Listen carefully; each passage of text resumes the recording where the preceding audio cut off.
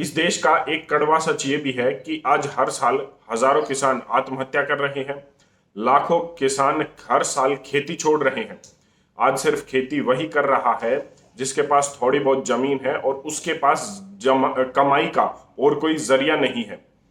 आज सच ये भी है कि किसान इंतजार कर रहा है कि कब सरकार उसकी जमीन को एक्वायर करेगी अच्छे दाम में और वो खेती छोड़कर उस पैसे से कोई और कमाई का जरिया कर ले, कोई और कमाई अपनी करनी शुरू कर दे। भारत में ऐसी कोई सरकार नहीं जिसने आजादी के बाद किसानों के हित की बात न की हो।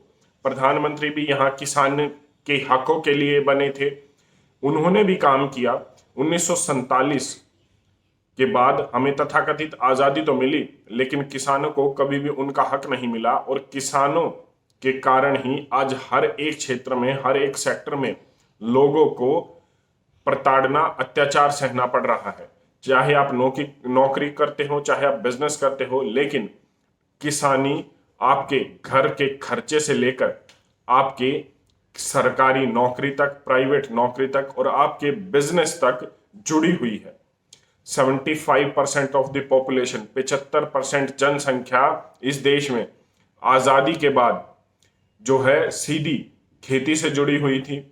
उस समय हमें यह बोला गया कि मॉडर्न टेक्निक नहीं है, हम ओल्ड टेक्निक यूज करते हैं, हमारे पास इंफ्रास्ट्रक्चर कम है, मशीनरी कम है, खेती हम पुराने तरीके से करते हैं, इसीलिए हमारा प्रोडक्शन जो है कम था।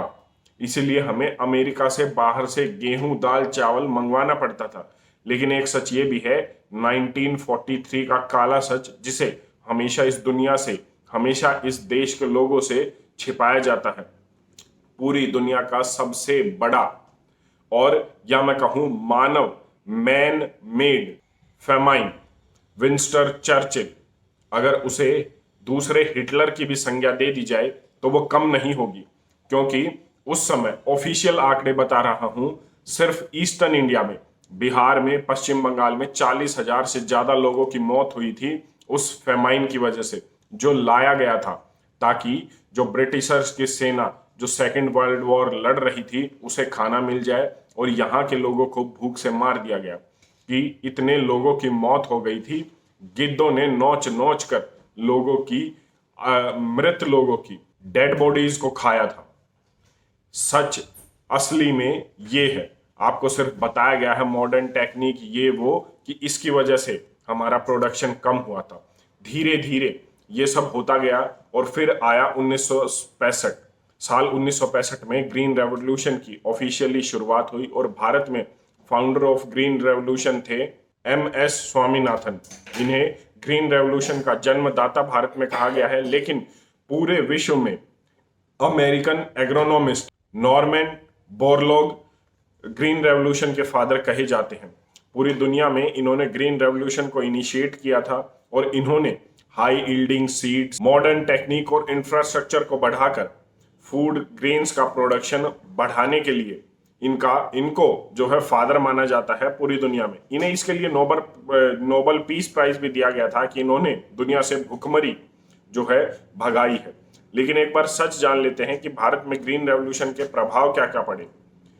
आपको जानकर हैरानी होगी कि उस समय भारत में ग्रीन रेवोल्यूशन को फंड किया था फोर्ड फाउंडेशन ने और रॉकेफेलर फाउंडेशन ने। ये दो फाउंडेशन थी जिन्होंने ग्रीन रेवोल्यूशन को भारत में फंड किया। इसके बाद भारत में धीरे धीरे ये बताया गया कि किस तरीके से जो है हमारा प्रोडक्शन बढ़ा। अगर आप इसका सच देखें तो सच कुछ और ही है।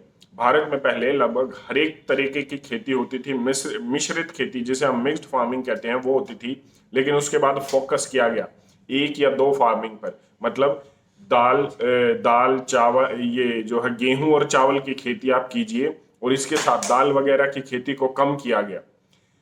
इससे हुआ क्या कि वीट प्रोडक्शन तो बढ़ा, 3 गुना तक भारत का वीट प्रोडक्शन बढ़ा और अमेरिका से जो लाल गेहूं आने की जो हमारी कवायद थी वो बंद हो गई, जिसके लिए लाल बहादुर शास्त्री को भी श्रेय तो जरूर जाता है, लेकिन इसके साथ साथ हम और चीजों में पिछड़े।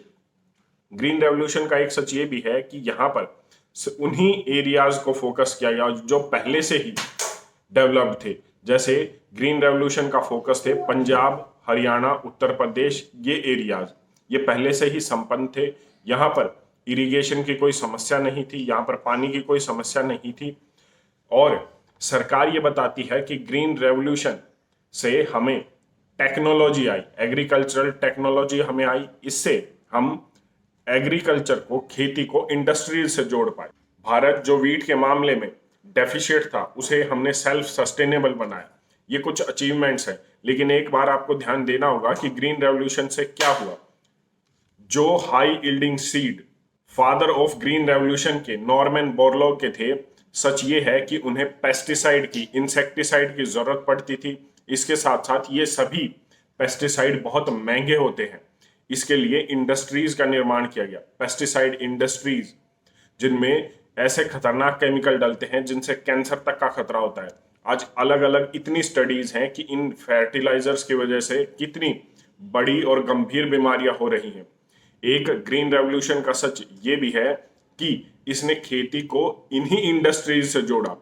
जगह जगह देश में फर्टिलाइजर इंडस्ट्रीज जुड़ी और हमने उसे विकास का नाम दिया, लेकिन अब वो विकास 50-55 साल में ही अपनी सूरत दिखा रहा है, अपनी शक्ल दिखा रहा है। आज भटिंडा से बीकानेर पंजाब में जो एक ग्रीन रेवोल्यूशन का फोकस था भारत के लिए, उसमें भटिंडा से बीकानेर एक कैंसर ट्रेन चलती है जिसमें सिर्फ कैंसर के मरीज आपको मिलेंगे। आज पंजाब, हरियाणा में कैंसर इतना आम हो गया है जैसे खांसी, जुकाम, बुखार होता है। आज बड़े लेवल पर यहाँ पर कैंसर के क्लस्टर एरियाज बन रहे हैं।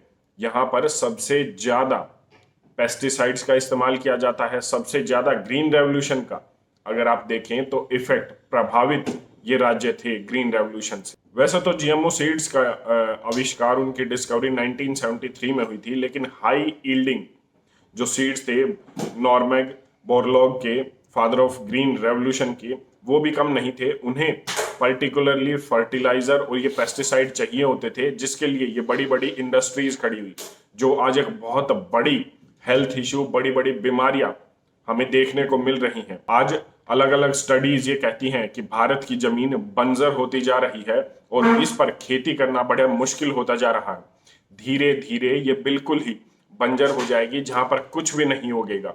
ये भी ग्रीन रेवोल्यूशन की एक देन है और ये भी एक आने वाली बहुत बड़ी समस्या है। लेकिन फिर भी इस इतने साल बाद भी हम सिर्फ यही देख रहे हैं कि किसान अभी भी सड़कों पर है, उसे एक एक साल सड़कों पर रहना पड़ रहा है।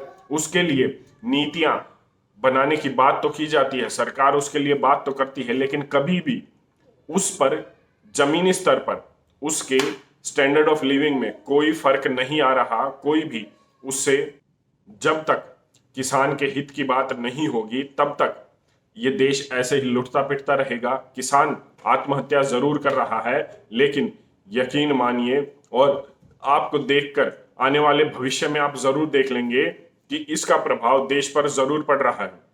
क्योंकि अगर आप कोई भी व्यापार बंद करते हैं तो उसका फर्क, या कोई भी बिजनेस आप बंद करते हैं तो हो सकता है उसका फर्क उस आप तक ही सीमित हो, लेकिन अगर एक किसान खेती छोड़ रहा है तो उसका फर्क हर घर तक जरूर पहुंचेगा, क्योंकि the one who controls the seeds will control the world.